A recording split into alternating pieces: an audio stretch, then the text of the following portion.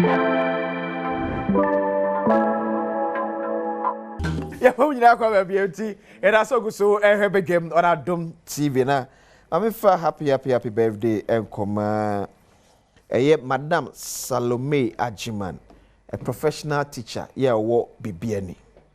And your birthday with Adjei honor. I wish you all the best, Madam. Happy birthday. So, and then what 2,000 cedis I met at the amount. It is *281 hash. *281 hash. Selecting option 4. Fagumisa *281 hash. And my J Eric said no account yam face can be uncle baby. You be changing now why yasana. Your friend Marco *281 hash. Selecting option 4. Now extra go for me. Eric Adjei, the Chief Executive Officer at the National Entrepreneurship and Innovation Program. Wow. And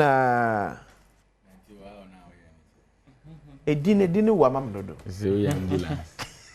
The question is Kofi Musu Gansa, as your former CEO of the same office, and a member of the NPP National Communications team. CEO Sakwaba. Yeah, Joseph. Yeah, Joseph. Hey, a question is I thought when you were. Don't me car wash. One can say, yeah. Make out pass. This will come. Any people go there? Yami Adom kakra. You go so. And as we start say more training. I'm a for say. Sir, I just feel the one and all into your process and I said it's yeah, running one of the flagship of this government, which is the Adjei. The concept about it is yeah, pekwanya ebetim ama mabuno no I only their own business. Okay. And I feel so no nkofo e wonwuma hodo a ombe hiantete mentorships leadership training na dia keka ho. Because I thought that said the bia wo hu no yes anete da bia meka obi abie store and so anopa bi okotana ho ne se no nsiambo na de wadi ne chan ne ma yato. Because nkati etwa mo be ribi go fruit obedi you who say cool say ba obeto. Okay.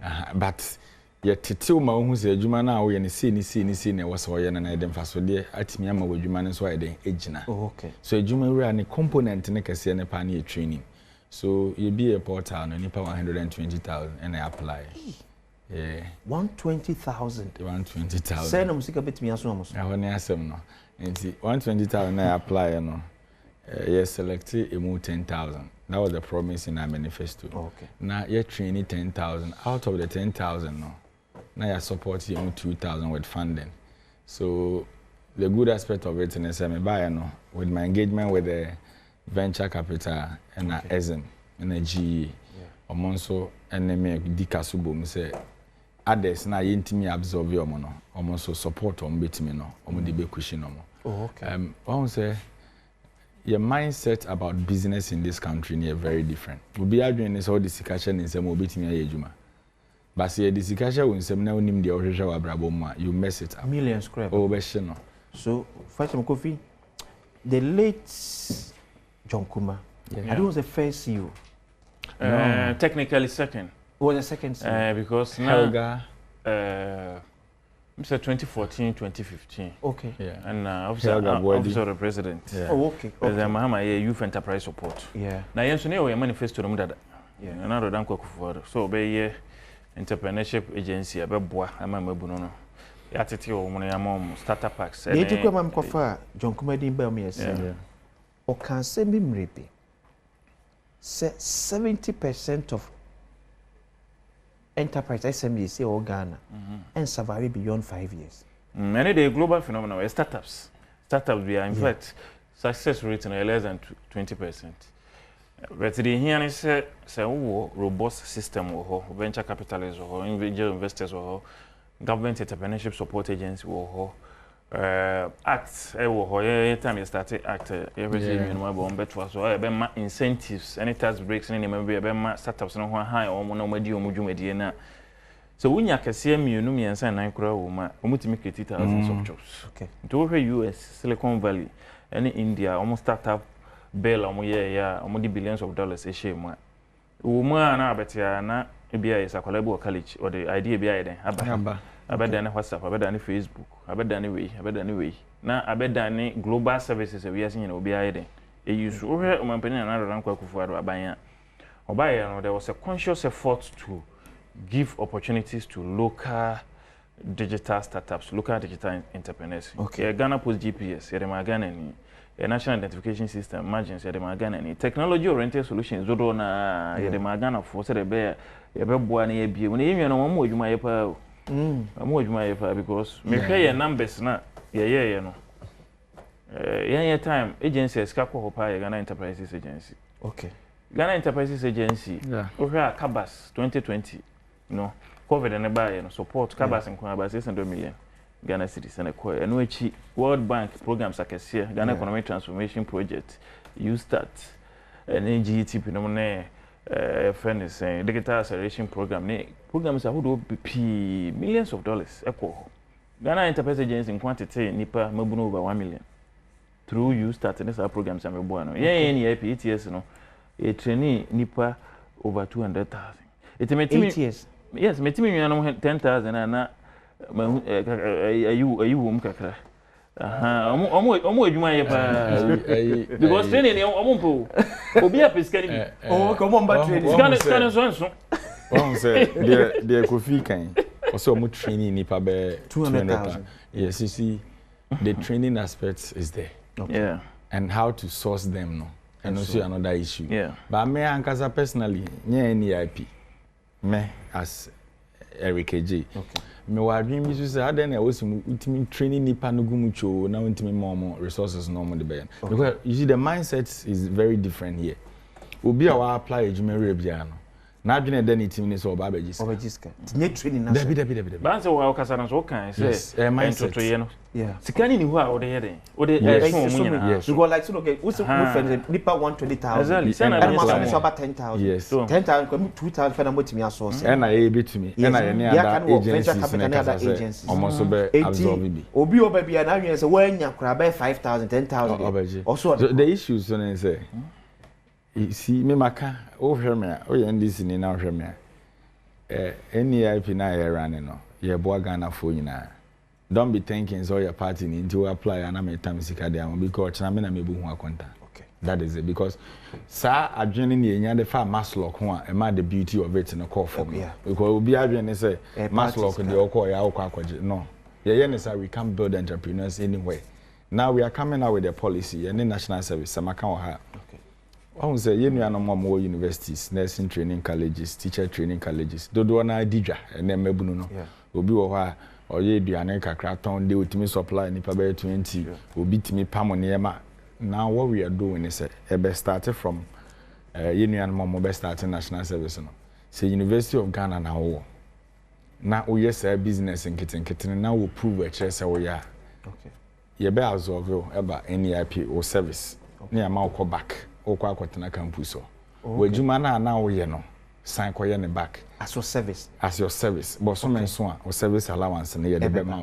By be ma proper monitoring team and monitor mo. Na sa ankofo no mo esisu say ye so mo ase na be yi no. Then we support. They say bia na mobile money na wo ye e dey attach school no. Say bia books be na on campus e dey attach here. As part of national service, this say be able to acquire any agency no. Yes. Or be bia na o side hustle no. Ye cancer because ye buy no ye some research kakra bi de hu ye ne say some ebunu na ya na omo person omo start omo adwuma no especially at the tertiary level no unya post to the national service na adwuma na gu just imagine say sa student no what post no de na fimi akoto me krom sumahin kro sumahin kro tertiary institution bi ani ho nti eduane na no de supply ni mates ni juniors no adwuma na eden egu so how do we make sure say ye betimi ama omo so agina omo nice because nipa no o man 2-3 years say on yes ejuma na on kwana wasan employee ni paka ho. Okay. So we have it as a package say ye de okọ na kone ye be so wasene next year no say yes post to service for na wajuma ni mo page request ya ye be sen am service personnel a one ne be ye ejuma no so government of Ghana na ne betua ne ka ono nkotua bibia ma ban and those are the initiatives that ye dey gugu akwama be ma ye ho ahen ye kakra. It could be back to the 70% startups are 8 million. Yeah.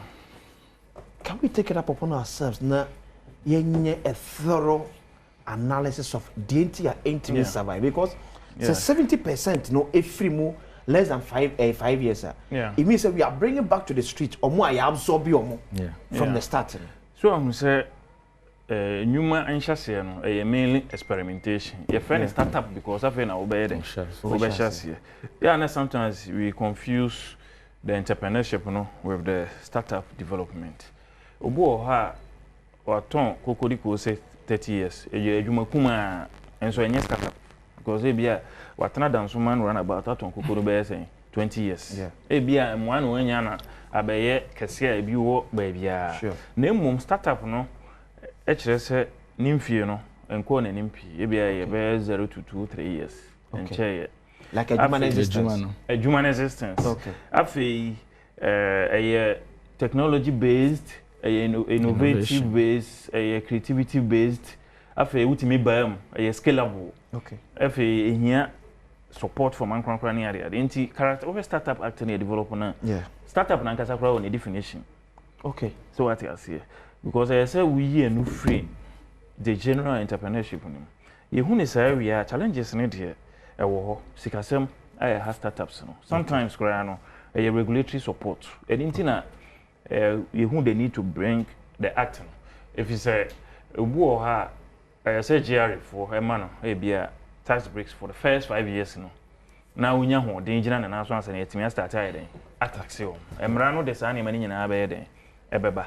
A kwanya ebefa so ama omo kwan to be a venture capital angel investors and even external support ni nyina emra no ehhehye se yenye we eye momo a kwanya startup association ene hubs network ene omo association no ebefa so e de omo niama ababan ho ama aban ama omo kwan ama omo hia sebo no abaye ntem no saa niama ni nyina inti issues ne de academic papers p e wo ho. Offer act na problem definition and the entire you develop this area and any na wo ha rocket science nti e say aban hwe na say the start ye twaso na top 5 problems no I have startups no yeah they start here the free ho na yebetima ye ne sa any IP no na say yire ne kom okay na emre pie me say say that affect me pa ya na yennuanom bebre enti ase say ye wo Ghana Enterprises Agency ye wo why yeah, what any IP. In your opinion, answer, I can't mock on I can in either. Yes, I do. Many of my dreams I don't know because you shan't do any kind of anti. So I had a mature ecosystem, sir. Any IP, no, I hear innovation agency. Almost share and no startups because the type of businesses I say you focus on. Different. Into Ghana Innovation and Startups Agency, I didn't for a person the man on South Africa. And somebody sending it from any IP. Sanne, as to say, I'm because I don't be maintaining the minimum. Okay, South Africa, or more Jumaku, entrepreneurs, so what that. And almost what a startups. Some startups, they don't know technology innovation agency. To answer technology, yeah. Oho Kenya and Mososa more Kenyan National Innovation Agency. In time I act no, ye Deloitte for Tenase, a peer review, a system no. Send ye total startups and entrepreneurship near man hotel, and day a compare with or more medio menim kind a chain, any a quiet fast yen is a bedding, a bay. It will yen is a we are now who said, Ebia, Sagana Enterprises Agency or her, only a unconquering human.